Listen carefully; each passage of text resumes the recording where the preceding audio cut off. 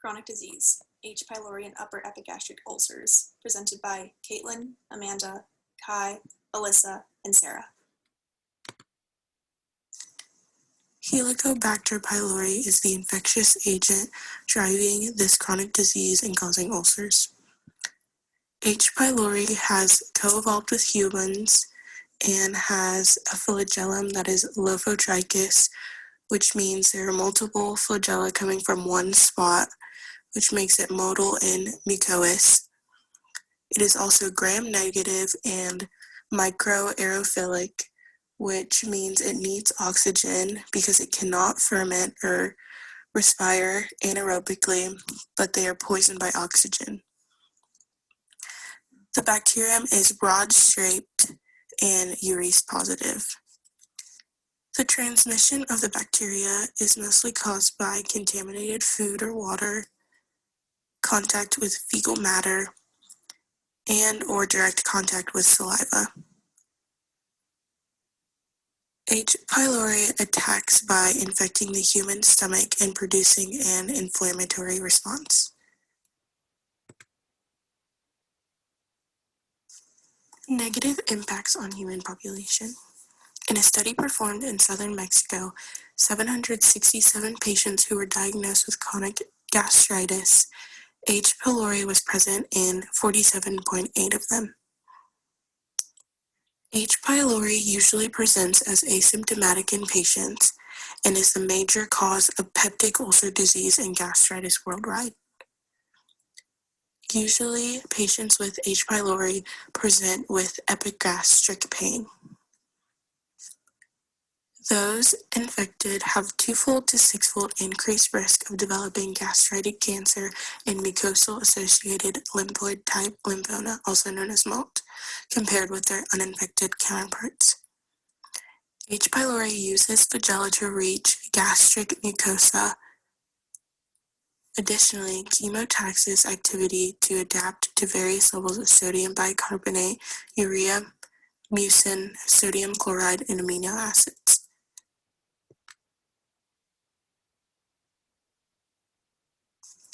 Most people with H. pylori infection will never have any signs or symptoms. It is not clear why this is, but some people may be born with a resistance to the harmful effects of H. pylori. But outliers from this group may show symptoms such as loss of appetite, unintentional weight loss, bloating, nausea, increased belching and flatulence, an ache or burning pain in your abdomen, and abdominal pain that's worse when your stomach is empty. In order for H. pylori to survive in the harsh acidic environment of the stomach, it secretes an enzyme called urease, which converts the chemical urea to ammonia.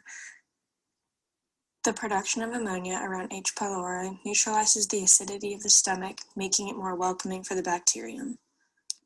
H. pylori weakens the protective mucus coating of the stomach and the duodenum, allowing acid to reach the sensitive lining beneath. The acid and the bacteria irritate the lining, resulting in an ulcer. This can lead to asymptomatic chronic gastritis, chronic dyspepsia, duodenal ulcer disease, gastric ulcer disease, gastric malignancy, and ulcerative colitis. Infection of H. pylori causes chronic inflammation and significantly increases the risk of developing duodenal and gastric ulcer disease and gastric cancer. Infection with H. pylori is the strongest known risk factor for gastric cancer, which is the second leading cause of cancer-related deaths worldwide. H. pylori infections can lead to peptic ulcers, but the infection or the ulcer itself can lead to more serious complications. One is internal bleeding, which can happen when a peptic ulcer breaks through your blood vessel and is associated with iron deficiency anemia. Most people with H. pylori infection will never have any signs or symptoms. It's not clear why this is, but some people may be born with more resistance to the harmful effects of H. pylori. A few ways it can be diagnosed is through a breath test, a stool test, blood test, or serology. During the breath test, an individual will be asked to exhale into a balloon-like bag, and the level of carbon dioxide exhaled is measured. Then the individual will be asked to drink a small amount of lemon-flavored solution, which contains urea. After 15 minutes, the individual will exhale into a second bag, and the amount of carbon dioxide exhaled will be measured again. If H. pylori is present, it will break down urea, releasing more carbon dioxide in the breath of the individual. If the amount of carbon dioxide exhaled in the sample is higher than the first, the individual is positive for H. pylori. During a stool test, stool will be collected from an individual and taken to the lab. Tiny amounts of stool are placed into small vials and a color developer is added. The presence of a blue color indicates H. pylori is present. During a blood test, blood will be drawn from the individual, and this can indicate active or previous H. pylori infections.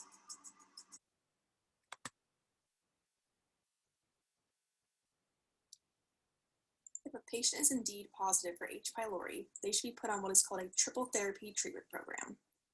This includes medications such as, first, a proton pump inhibitor that halts acid being produced in the stomach. Second, a medication that's an H2 histone blocker so that acid production is not triggered. And lastly, a medication that acts to coat and protect the stomach's natural lining.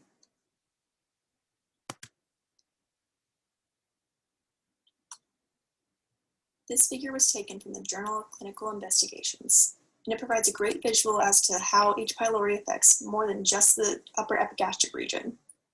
H. pylori can affect energy expenditures, weight, height, food intake levels, and the rate of fat catabolism, both before and after treatment. It's particularly important to take note of the developmental and physiological changes that can follow H. pylori infections, as most cases of this disease occur between the ages of 5 and 10 years old.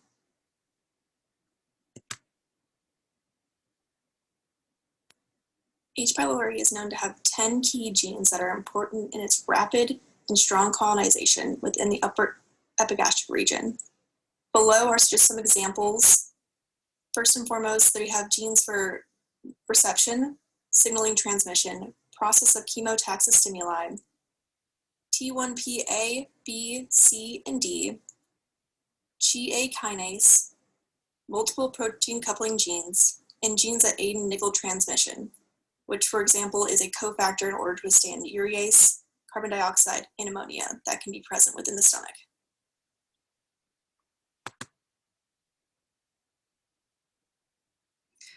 Microbial information. pH-gated urea channels open in low pH or acidic environments. Hydrogenase enzyme production. Hydrogenases are metalloenzymes that catalyze the conversion of protons and molecular hydrogen, showing particularly high rates of hydrogen turnover. Using the hydrogen molecules for electron transport chains, the adhesion and gastric surface receptors are able to interact and embed into the host. BABA and non-CAGA. BABA binds to Lewis H1 antigen carbohydrates in order to bind to blood group antigens. High concentrations of BABA are what cause carcinogenic criteria in the duodenal and gastric regions. Non-CAGA in most common strains of pathogenic bacteria produce a large role in pathogenicity, stimulates acid vacuoles in the cytoplasm of the host epithelial cells, and decrease the integrity of intramembranous structures and cell collapsing. The main factor for H. pylori's ability for commensalism and long-term parasitism are the combination of BABA and non-CAGA.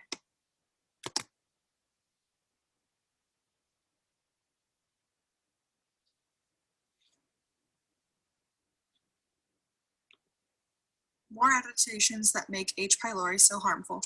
The DUPA protein factors in resistance to low pH, causing H. pylori to be more resistant in acidic environments such as the stomach or digestive system. IL-8 formations of atrial mucosa lead to inflammation and polymorphonuclear, aka ulcers. OIPA membrane proteins play a role in adhesion, GGT enzymes formation of reactive oxygen, causing apoptosis, cellular necrosis, inhibits T cell proliferation, and inhibits dendritic cell differentiation.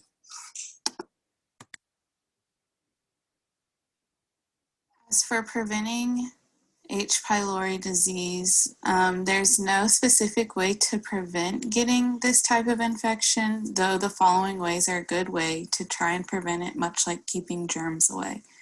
First, taking probiotics and vitamins. This can help keep a balance in between good and a bad bacteria in your gut. Then, make sure when preparing food that your hands are clean. Stay away from food and water that isn't clean or could be contaminated. And lastly, lowering your stress and staying away from spicy food is another way to lower the pain of ulcers if you already have them. These things, stress and spicy food, can cause for the ulcer to heal slower. History of H. pylori. H. pylori was given its official name in 1982 after being renamed as it was discovered that ribosomal sequencing was distinct from the previous name. Barry James Marshall, who was studying H. pylori, failed at making an animal model to further study this disease, which resulted in further studying. Marshall had taken an endoscopy which returned normal, and then Marshall decided to drink the bacterial culture to study it on himself, where on day 8 of the culture he had tested positive for H. pylori. On day 14, another endoscopy was taken and treatment was started with antibiotics and bismuth. Then Marshall recovered quickly and fulfilled Koch's postulates, which was an indication of the now known H. pylori. As some of this was described above, I'm going to explain it with these pictures. Where does it live and how does it survive? So H. pylori likes to live in the mucus layer that coats the lining of the stomach. In picture 1, we can see that it attaches to the epithelial cell in the mucus layer. And then it survives through the secretion of urea, which then produces ammonia. In picture 2, we can see the urease that is secreted, but also we can see the ammonia that neutralizes the gastric acid. The ammonia neutralizes the acidity of the stomach, which bacteria loves. So in picture 3, we can see more of that H. pylori attacking the epithelial cell. And then in picture 4, we see how it can damage that cell. Though many people may not see H. pylori as a benefit in any way, H. pylori has been around in humans for thousands of years, and according to the CDC, around 2/3 of the world population harbors the bacterium. Although, according to Harvard, some experts believe that H. pylori lessens damage from GERD, and that it is also believed to lessen damage from taking NSAIDs like ibuprofen and Tylenol. Many scientists are not surprised that H. pylori could have benefits, as it has been around for many years, which has given it time to evolve from what it originally had been.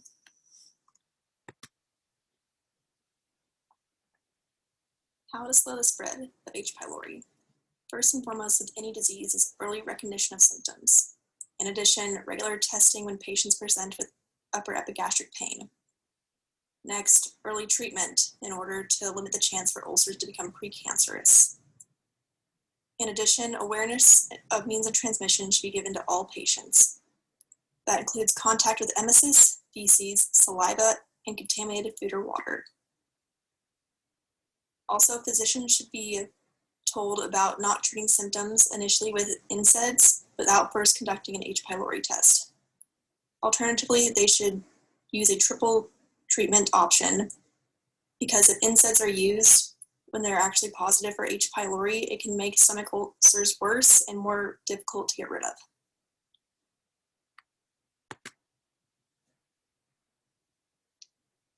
Shown below are the numerous sources we used to conduct our research for this project.